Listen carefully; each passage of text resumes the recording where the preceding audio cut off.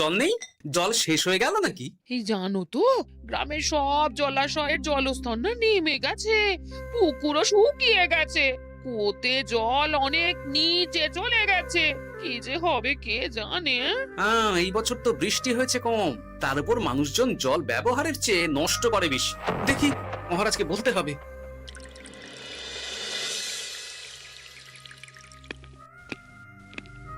এই তো গোপাল এসে গেছে।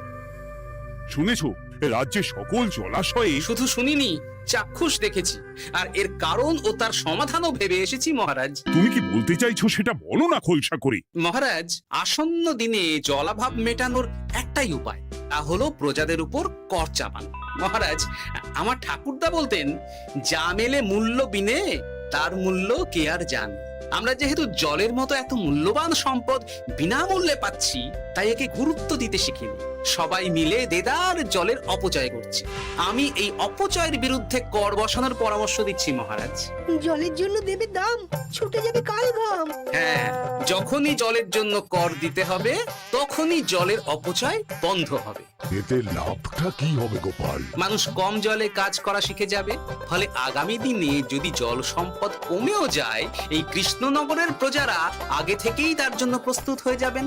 কিন্তু আমি আমার প্রজাদের কাছ থেকে জলের দাম নেব গোপাল? না মহারাজ, কর বাবদ যে অর্থ উপার্জন হবে, তার সাথে আপনার দান মিলিয়ে রাজ্যের মধ্যে একটা বিরাট কৃত্রিম জলাধার বানানো হবে। বাহ বাহ বাহ! যেখানে বৃষ্টির জল সংরক্ষণ করা যাবে মহারাজ। এতে সারা বছর ধরে আর কোনো জলের অভাব থাকবে না মহারাজ। গোপালের প্রস্তাব বড় ভালো লেগেছে। আগামী দিনে ইতিহাসে এই কর্মযজ্ঞের কথা লেখা থাকবে বলেই আমার বিশ্বাস। আর তাই আমি গোপালকে এই মুহূর্তে 50টি স্বর্ণমোহর উপহার দেব বলে ঘোষণা করছি।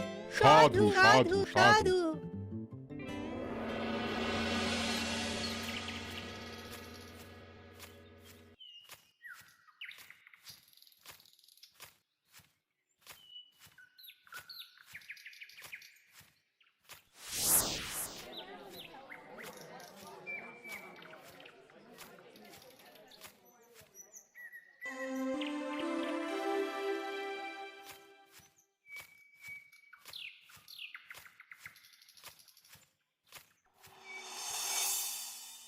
মানে আমার এই এতটুকু স্বাদ তুমি পূর্ণ করবে না?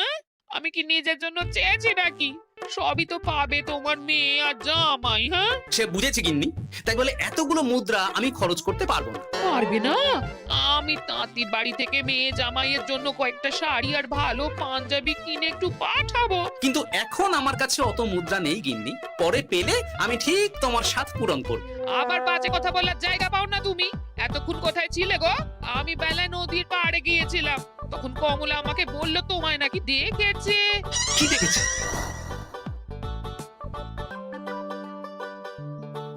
কোথায় গেল? এত বড় মুদ্রা থলে কি হাওয়াতে উবে গেল নাকি? এই রে, এ তো মহা ঝামেলা। কখন কি যে গিন্নিকে খবর দিচ্ছে সেটা টেরও পাইনি। বলি মুখে কুলু পাটলে যে বড়, বলি রাজা মশাইয়ের কাছ থেকে যে এত রোজগার করো, সেই মুদ্রা যায় কোথায়? আহ, কানের মাথা খেও না তো। আমি কি তোমার কোনো কিছুর অভাব রেখেছি? বলো একবার। খাওয়া পড়া কোনো কিছুর তো কোনো খামতি নেই তোমার। মানছি রাখোনি, কিন্তু তাই বলে আমিও তোমার স্ত্রী, তোমার গিন্নি গো গিন্নি, তাই না? আমার তো জানার অধিকার আছে নাকি যে তোমার উপার্জনের অর্থ করি সব কোথায় যাচ্ছে? জানবে জানবে, সব জানবে। এখন কিছু খেতে দাও দেখি, পেটে ছুঁচোয় ডন বৈঠক মারছে। না, এরপর থেকে আর মহারাজের কাছে উপহার পেলে ওইভাবে খোলা হাটের মধ্যে দিয়ে আসা যাওয়া করা যাবে না।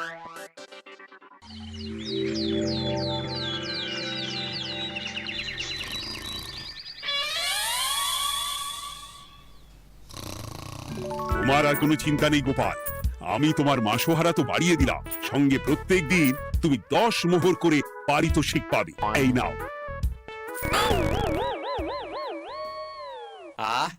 এই ভোরবেলায় একটা জব্বর স্বপ্ন দেখা গেল বটে। এই স্বপ্ন খুলে গেলে আর কোনো চিন্তা নেই। গিন্নি, ও গিন্নি, বলি গেলে কোথায়? গিন্নি, সারা নেই। ও গিন্নি, রাগ করলে নাকি গো? আরে এসো এসো, এমন একটা স্বপ্ন দেখেছি না যে তোমার আর কোনো চিন্তা থাকবে না গিন্নি। মোহর আর মুদ্রা একেবারে ঝরে পড়বে গো।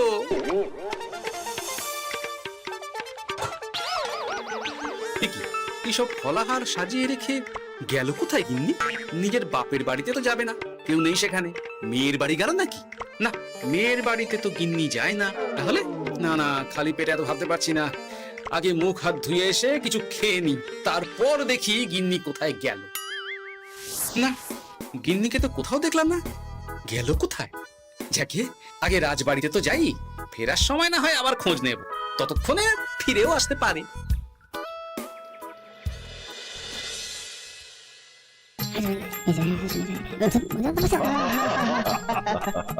বাহ বাহ বাহ, একেই বোধহয় বলে সঙ্গগুণ। অনেকদিন এত হাসি নিয়ে। যা বলেছেন মহারাজ। হাসির চোটে পেটে ধরছে খিল। কর্তা আর গিন্নিতে দেখছি রয়েছে অনেক বেল। কি গিন্নি, তুমি এখানে কি করছো? একই গোপাল, তুমি রাজসভায় এলে যে বড়। তুমি নাকি রাজসভার কাজ থেকে অবসর নিতে চেয়েছো? হ্যাঁ, এই কথা কে বললো মহারাজ? এই তো উনি বললেন। বলি আমি আবার কি করব? তুমি আমায় একটা কাজ দিলে আর সেটা আমি করব না বলো?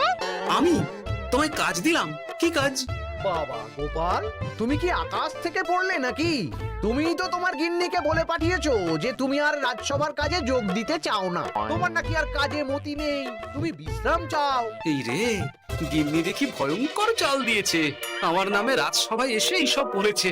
তাই কথা ঠিকই গোপাল, যে তোমার অবসর গ্রহণের কথা শুনে আমি বিশেষ মনমরা হয়ে পড়েছিলাম। কিন্তু তোমার গিন্নি যেভাবে রাজসভায় হাসি মজা হুল্লোড় পরিবেশন করছে, তাতে আমার মনে হচ্ছে এই সাপে বড় হয়েছে। এই বেলা যদি গোপালকে কায়দা করে রাজসভা থেকে তাড়ানো যায়, তাহলে আমার পথ থেকে বিরাট বড় একটা কাঁটা উপড়ে ফেলা যাবে।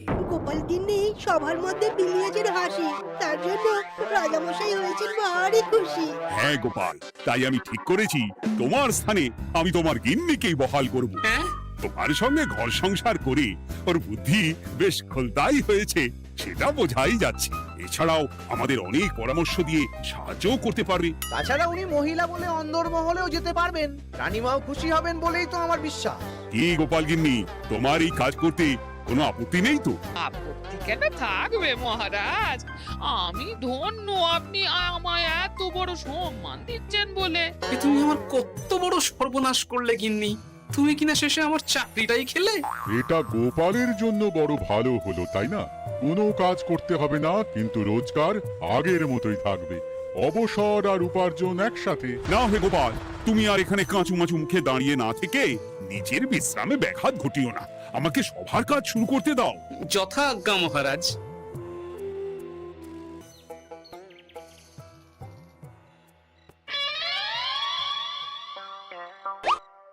মানে মহারাজ সমস্যার সমাধান করতে দিয়েছেন তোমাকে, আর তার উত্তর দেব আমি? কেন তুমি আমার চাকরি খাবে আর তোমার সেই চাকরি রাখার দায় নেব আমি? হ্যাঁ হ্যাঁ নেবে। মানে কাল রাজসভায় মহারাজের সমস্যার সমাধান করব, সেই মতো কথা দিয়ে এসেছি। হ্যাঁ, আগাম 10টা মুদ্রাও বাগিয়ে এনেছি। তার থেকে তোমায় একটা মুদ্রা দিলাম। এখন মানে মানে আমাকে উত্তর বলে দেবে, না হলে আমি কেন দেব? আমি পাবো একটা মুদ্রা, আর তুমি আমার কাছে উত্তর জেনে নিয়ে সেটাই বলে পাবে 9 মুদ্রা। কিছুতেই না। বলবে না? না। তাহলে ভালো করে শুনে রাখো, আজ থেকে ঘরের উনুনে হাঁড়ি চড়বে না। চাকরি তো খুইয়েইছ, এবার না খেয়ে প্রাণটা খোয়ানোর জন্য তৈরি হয়ে যাও। হ্যাঁ, ওরে বাবা, এমন কথা কেন বলছো গো গিন্নি? তুমি তো জানো যে খিদে একদম সহ্য করতে পারি না। এখন যদি তুমি এইসব বলো, তাহলে আমার রক্ষে নেই গো। বেশ, তাহলে আমি যা জানতে চাইছি শ্বশুর শ্বশুর করে বলে ফেলো দেখি। এ আমি কি শাঁখের করাতে পড়লাম রে বাবা।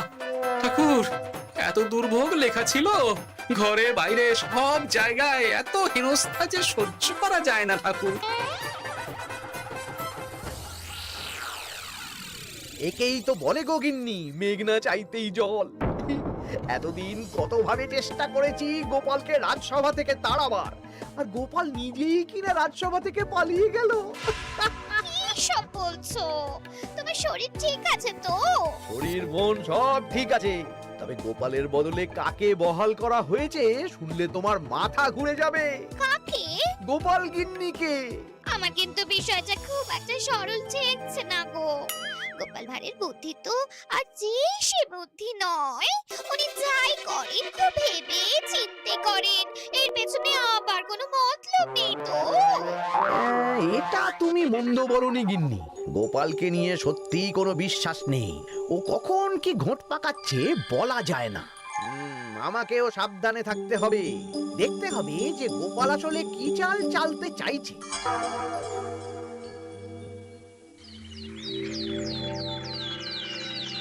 হ্যাঁ গোপাল গিন্নি, এই একটাই প্রশ্ন আমায় সারা রাত ধরে জাগিয়ে রেখেছে। মানুষ মরে ভূত হয়, ভূত কি মরে? তাহলে ভূত মরলে কি হয়?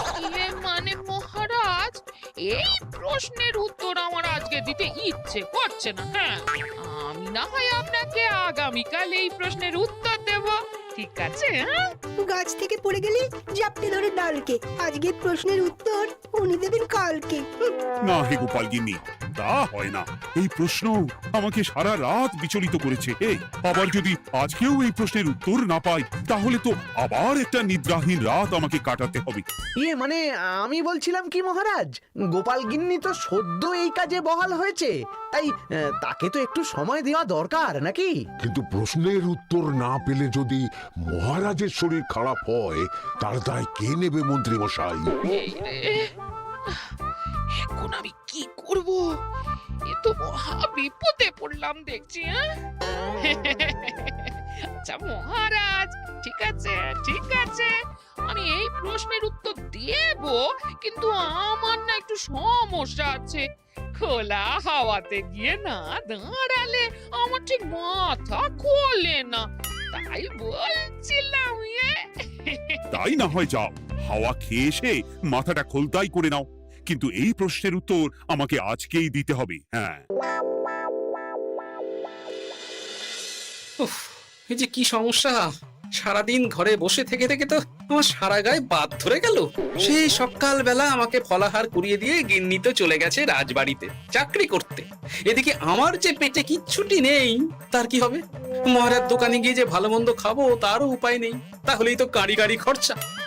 না, একবার দেখি তো উনুন ধরিয়ে অন্তত ভাতটা চাপাতে পারি কিনা। তাহলে গিন্নির ওই হাঁড়ি না চড়ার হুমকির হাত থেকে অন্তত বাঁচা যাবে।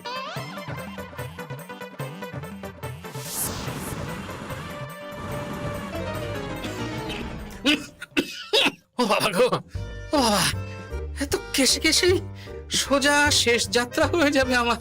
না, এর চেয়ে না খেয়ে মরাও ঢের ভালো। দেখি তুমি বাড়িতে কেন? এত হাঁপাচ্ছ কেন? সাড়ে তাড়া করেছে নাকি? আরে না গো, মানুষ মরে ভূত হয়, ভূত কি মরে? তাহলে ভূত মরলে কি হয়? খোলা হাওয়াতে গিয়ে না দাঁড়ালে আমার ঠিক মাথা খোলে না। ও, এই হলো ব্যাপার। বেশ, এর উত্তর তোমায় আমি বলে দিচ্ছি। ভূত মরে প্রথমে এক ঝুড়ি অন্ধকার হয়, সেই অন্ধকার হাওয়াতে উড়ে বেড়ায়। এক সময় সেই অন্ধকার পাতলা হতে হতে কুয়াশার মতো হয়ে যায়। ব্যাস, মিটে গেল। ব্যাস, মিটে গেল। যদি রাজা মশাই এই কথা বিশ্বাস না করেন, তুমি হলপ করে বলবে আপনি যখন মরবেন একদম মিলিয়ে নেবেন মহারাজ। এর চেয়ে এক পা এদিক ওদিক হয় না যেন। হ্যাঁ, এই না হলে তুমি গোপাল ভাঁড়।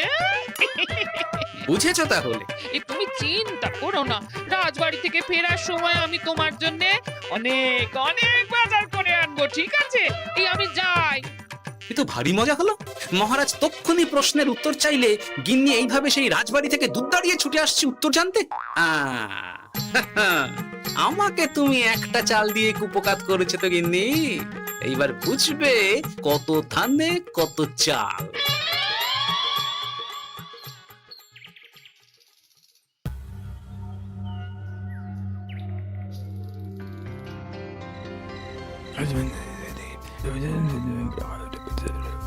বুঝেছিস তো তোর কাজটা? খুব বুঝেছি গোপাল দাদা।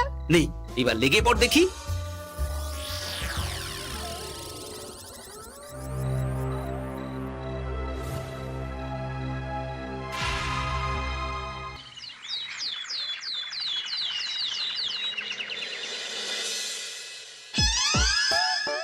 তাহলে আর বলছি কি তোমাদের, সকালবেলায় উঠে দেখি মুখের এই হাল।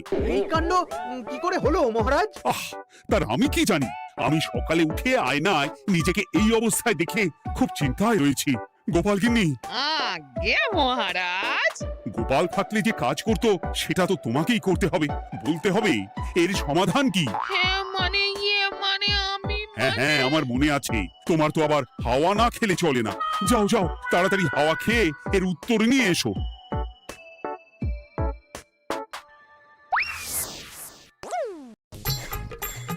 এই জন্য তুমি এত দূর ছুটে এলে গিন্নি? মহারাজকে বলবে যে তিনি যেন আজ রাতে চাদরটা মুখে ভালো করে মুড়িয়ে ঘুমো, তাহলেই মিটে যাবে, এই রং চলে যাবে, আর নতুন করে কিছু হবেও না। ও মা, বলি এত সোজা সমাধান? হ্যাঁ? তা নয় তো কি?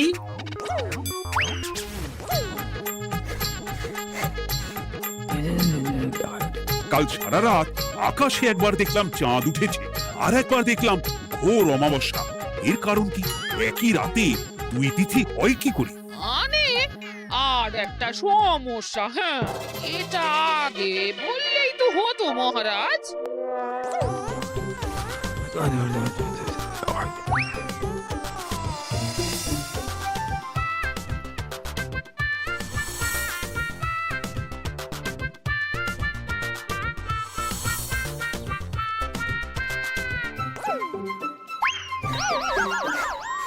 এ কি, তুমি হাওয়া খেতে গিয়ে এইভাবে খাবি খাচ্ছ কেন গোপাল গিন্নি? এর কারণ আমি জানি মহারাজ। সে কি কাণ্ড!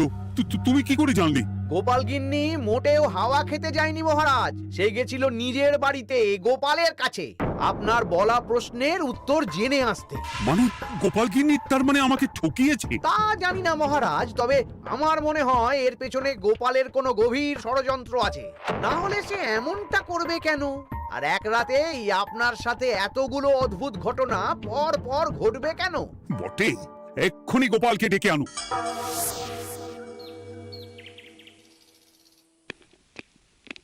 না মহারাজ, আমি সত্যি অবসর চেয়েছিলাম, আর তাই আমার গিন্নি আপনার কাছে এসে বলেছিল।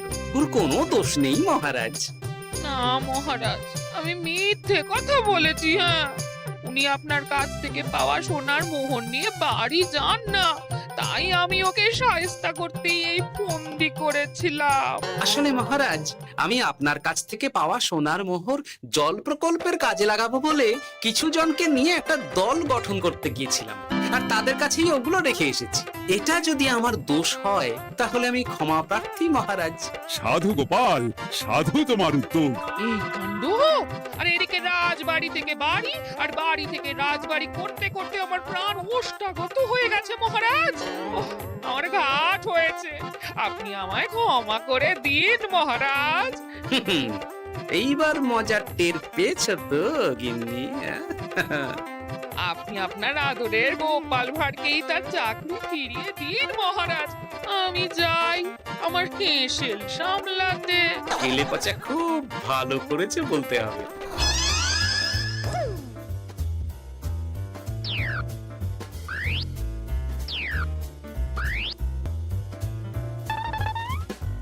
তবে মহারাজ, অমাবস্যা পূর্ণিমা সব আমার বুদ্ধিতেই কেলেপাচা করেছিল।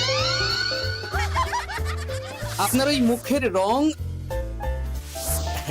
ওটি একটি বিশেষ রং যার আয়ু একদিন, তাই ওটা এমনিই মিলিয়ে গেছে। হ্যাঁ, সেই বরং ভালো। তুমি তোমার গিন্নিকে নিস্তার দাও গোপাল, তাছাড়া আমিও আমার গোপালকে ছেড়ে আর থাকতে পারছি না। যথা আজ্ঞা মহারাজ। আমারও যে আর এই অবসর ভালো লাগছে না মহারাজ। গোপাল ছাড়া রাজসভা যে লাগে ফাঁকা ফাঁকা, তাই তো আবার চাকরিতে তাকে বহাল রাখা।